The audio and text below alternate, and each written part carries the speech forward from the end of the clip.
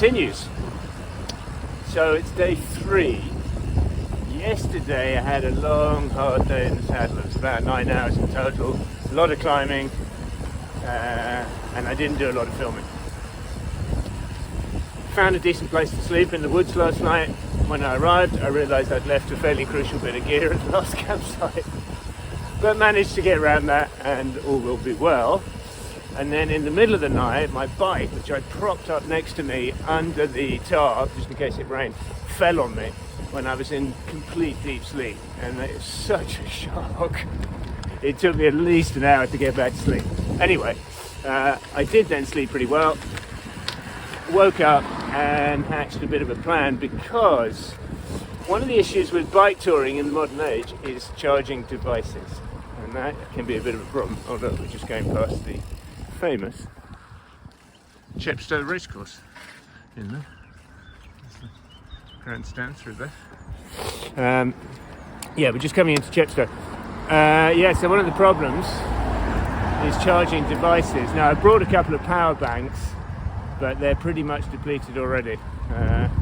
Probably needed bigger, more powerful ones. Anyway, so the plan is we're going to ride into Chepstow and we're going to go to Wetherspoons and have breakfast and charge our devices and maybe even wash my clothes.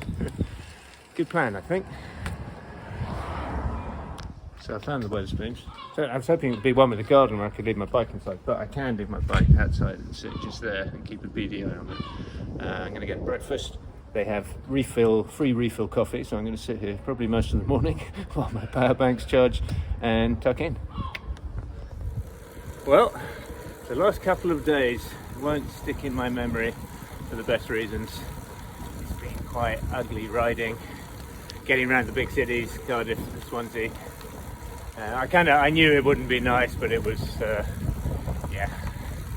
that sort of riding, ending up on the wrong road, getting confused at junctions, busy areas, busy roads. But that's how it goes, rough with the smooth. But now I'm on this lovely cycle lane, which is an old railway, heading for Carmarthen.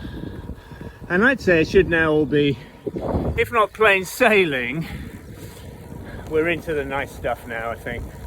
Once we get out of this part of Wales and into the southwest, which is beautiful. I came through a town this morning, which you would think was called Port Talbot, but apparently it's pronounced Patalbot for some local reason. I have to say it was probably the ugliest town I've ever seen in my life in the UK. Apologies to anyone from Port Talbot. It will now make me look on Wrexham more favourably, shall we say. Wrexham's my local town, which I've never had a lot of love for, but wow, Wrexham seems a place of beauty compared to Talbot. Anyway, so riding on Carmarthen, stop for some grub there, maybe a pint or two in the Wetherspoons, and then, well, I was trying to get hosted by there's a website called Warm Showers, which sounds slightly dicey, but it's basically couch surfing for cyclists, and people offer up some sort of facility, a place to sleep, wash, shower, that sort of thing. And it's a guy's farm, so he said you can camp there and do your laundry and have a shower. I thought that'd be fantastic, but he's not replying, so we shall have to see. It's also quite a lot further, so if he doesn't reply, not the end of the world. Easy come, easy go, new plans. We'll end up sleeping in a bit of woodland again somewhere. Okay, on to Carmarthen. Okay, so I got Warm Showers to work out for me. I think I mentioned Warm Showers before, sort of couch surfing for cyclists.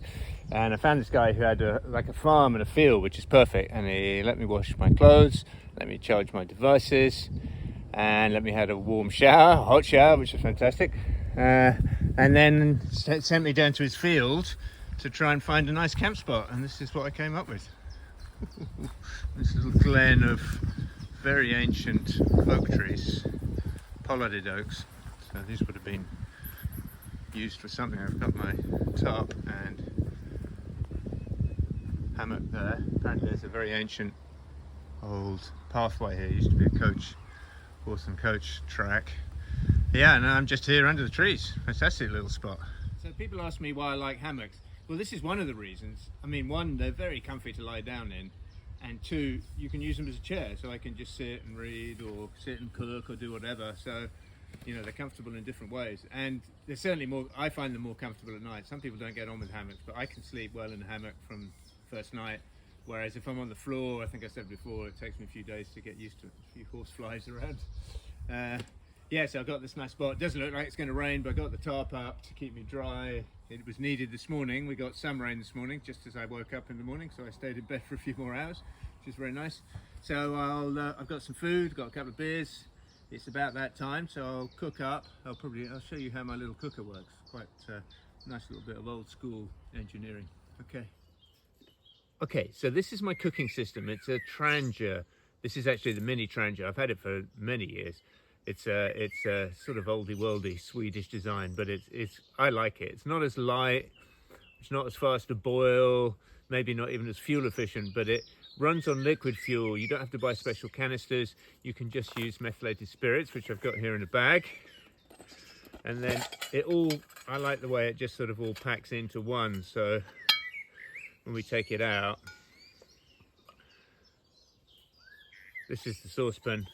This is the frying pan and the lid, and then this is the little burner here, and then sits in this little stand, and then you just light it. Always lights, very easy.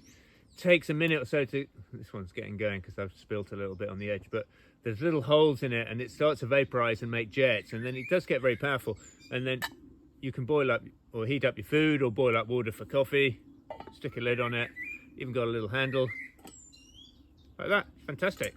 As I say, I've had this for a good 20 odd years, maybe longer. And then when you want to put it out, this is the tricky bit. You've got to take the lid and just drop it on, and hopefully you get it first time, because if you don't, it gets messy.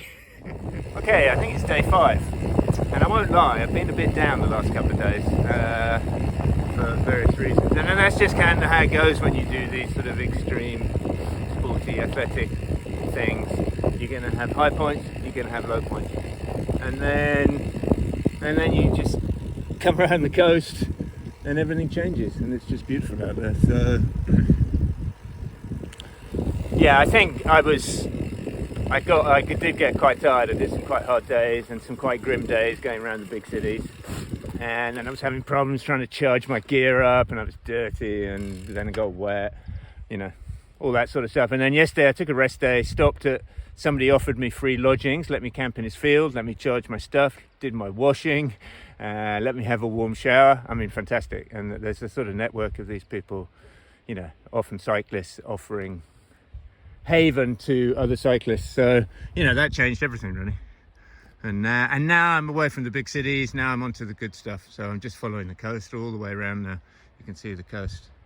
I'm coming to St David's in Pembrokeshire, which is a most beautiful place.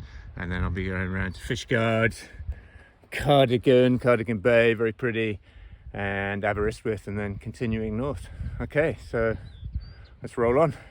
Well, after a very long day's riding, I really struggled to find somewhere to sleep tonight. I couldn't find any trees. I'm up on the coast, so it's all very windswept. And then I saw a sign to a little beach called Munt. And I came down knowing if I didn't find anything, I was going to have to cycle all the way back up, and then just found this sort of headland looking out to sea. And that is where I am now. So I'm just going to sleep out. No trees to put the hammock up, but that's fine. The forecast is dry. I've got my sleeping pad and sleeping bag, so I'll just sleep out under the stars. Should be a lovely evening. Well, I'm in bed. Still light. It's sunset. It's about 9:30 p.m. So the sun's setting pretty late nowadays. All my stuff's out. So yeah, I'm going to sleep out here. Still mild out. It'll be light for another hour or so, I guess. And then it starts getting light again at about 3:30 in the morning. It's that time of year. Fantastic.